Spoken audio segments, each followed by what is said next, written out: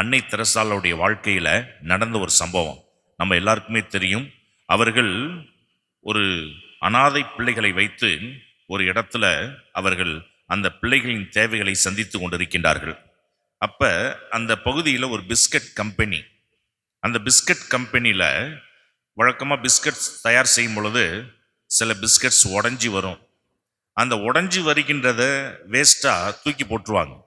இந்த அன்னை தெரசாளுக்கு ஒரு எண்ணம், அந்த கம்பெனி மேனேஜர்கிட்ட போய் நம்ம அனாதை பிள்ளைகளுக்கு சாயங்காலத்தில் அந்த உடஞ்சி போன பிஸ்கட்ஸை கொஞ்சம் கொடுத்தாங்கன்னா டிஃபனாக கொடுக்கலாமே, அதனால போய் அவரை போய் பார்க்கலாம் அப்படின்னு அங்கே போயிருக்கிறாங்க. அந்த கம்பெனிக்கு போய் அந்த நபரை பார்த்து கேட்டிருக்கிறாங்க, உங்கள் கம்பெனியில் உடஞ்சி வர பிஸ்கட்ஸ் எல்லாம் கொஞ்சம் கொடுத்தீங்கன்னாக்கா எங்கள் பிள்ளைகளுக்கு நாங்கள் டிஃபனுக்கு பயன்படுத்துவோம், நீங்கள் வேஸ்ட்டாக தூக்கி போடுறதை மட்டும் கொடுத்தா போதும் அப்படின்னு அங்கே போய் கேட்குறப்ப அந்த மேனேஜர் ஒரு சிஸ்டர் என்று கூட பார்க்காமல் அங்கே கண்ணாப்னான்னு பேசி அவமானப்படுத்தப்பட்டு அந்த சிஸ்டர் மன வாட்டத்தோடு முக வாட்டத்தோடு அந்த இடத்தை விட்டு அப்படியே வெளியில் வராங்க.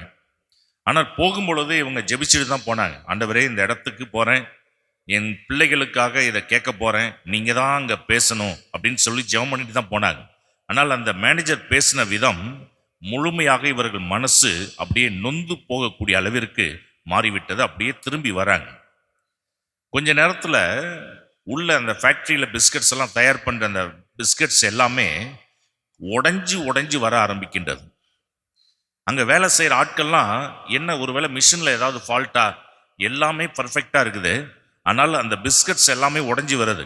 இதை பார்த்தோன்னா மேனேஜர்கிட்ட ஓடி வந்து சொல்கிறாங்க, என்னன்னு தெரியல, இது வரைக்கும் நடக்காத நம்ம ஒரு காரியம் நம்ம ஃபேக்ட்ரியில் நடக்குது, எல்லா பிஸ்கட்ஸுமே உடஞ்சி வருது, என்னன்னு தெரியல, எல்லாத்தையும் பார்த்தா எல்லா மிஷின் எல்லாமே பர்ஃபெக்டாக இருக்குது, ஆனால் பிஸ்கட்ஸ் எதுவுமே முழுசாக வரவில்லை. அப்போ தான் தன்னுடைய தவறை உணர்ந்து அந்த முக்காடு போட்டுக்கிட்டு ஒரு அம்மா வந்தாங்க.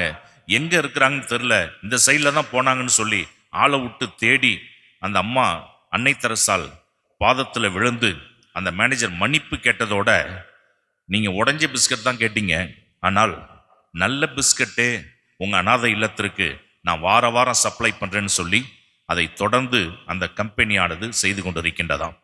பிரியமானவர்களே, ஆண்டவருடைய அடிச்சுவடை பின்பற்றுகின்றவர்கள் தங்களுடைய காரியத்திற்காக அல்ல, மற்றவர்கள் காரியத்திற்காக போய் நிற்கிறப்ப கூட ஒருவேளை அவமானம் வரலாம், துன்பங்கள் வரலாம், அவற்றின் மத்தியிலே அவர்கள் மன உறுதியோடு இருந்ததினால் அவர்களுக்கு ஆசீர்வாதம் ஒட்டுமொத்தமாக வந்தது.